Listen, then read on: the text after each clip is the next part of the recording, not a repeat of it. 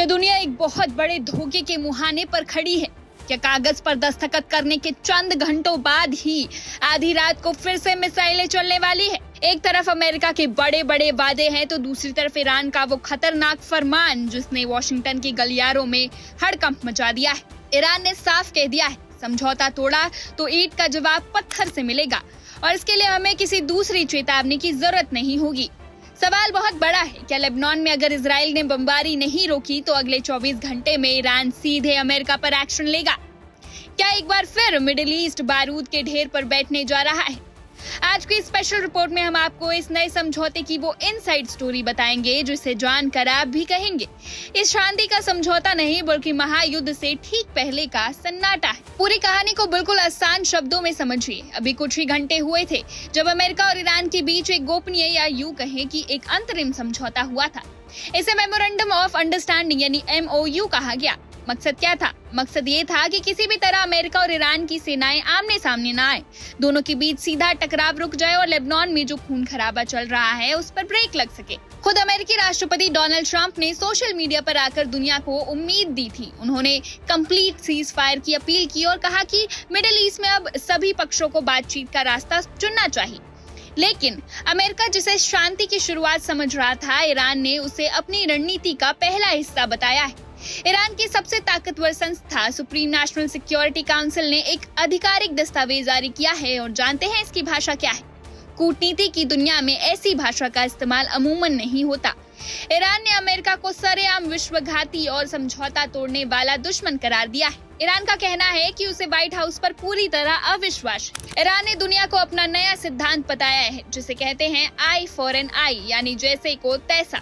Tehran ने साफ कर दिया है कि वो समझौते की हर टाइमलाइन, हर शर्त और हर एक सेकंड पर पेनी नजर रख रहा है और अगर अमेरिका की तरफ से एक भी चूक हुई तो कोई बातचीत नहीं होगी। सीधे पूर्व निर्धारित जवाबी कार्रवाई का बटन दबा दिया जाएगा। अब आप सोच रहे होंगे कि आखिर वो कौन सी बातें हैं जिससे ईरान का ये गुस्सा भड़क सकता है। चलिए आपको वो 4 बड़े ट्रिगर पॉइंट बताते हैं। ट्रिगर नंबर 1, क्या वार्ता पूरी होने से पहले अमेरिका ने ईरान पर फिर से नए प्रतिबंध लगाए? ट्रिगर नंबर 2, क्या समंदर में ईरान की नाकेबंदी ब्लॉकेड पूरी तरह नहीं हटाई गई? ट्रिगर नंबर 3, क्या विदेशों में फंसी ईरान की अरबों डॉलर की संपत्तियां अभी भी रिलीज नहीं की गई? या ट्रिगर नंबर 4, क्या अमेरिकी हथियारों के दम पर इजराइल ने लेबनान में हिजबुल्लाह पर हमले जारी किए? और हैरान करने वाली बात यह है कि ईरान जिस चौथे ट्रिगर की बात कर रहा है उसकी शुरुआत हो चुकी है।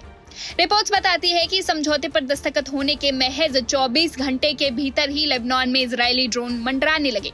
भीषण बमबारी हुई और कम से कम 3 लोगों की मौत की खबर सामने आई है। उधर हिजबुल्लाह का दावा है कि उसने 4 दिनों तक चले इजरायली सैन्य अभियान को डटकर पीछे धकेला है। अब समझिए कि ईरान का गेम प्लान क्या है। ईरान ने एक हाथ से तो समझौते के कागज पर दस्तखत किए हैं लेकिन उसका दूसरा हाथ सीधे मिसाइल के लॉन्चर पर है।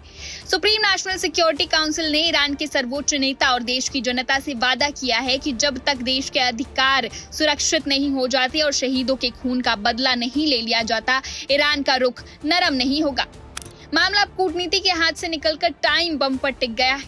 घड़ी की सुइयां चल रही है और दुनिया की सांसें थमी हुई है। असली परीक्षा अब अमेरिकी राष्ट्रपति की है। सवाल ये नहीं है कि ईरान क्या करेगा, सवाल ये है कि क्या वॉशिंगटन अपने सबसे करीबी दोस्त इजराइल को लेबनान में बमबारी रोकने के लिए मजबूर कर पाएगा?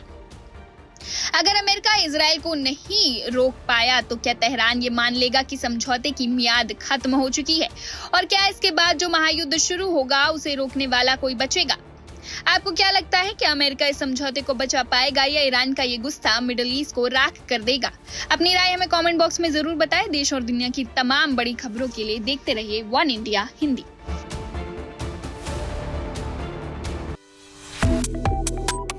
Subscribe to One India and never miss an update. Download the One India app now.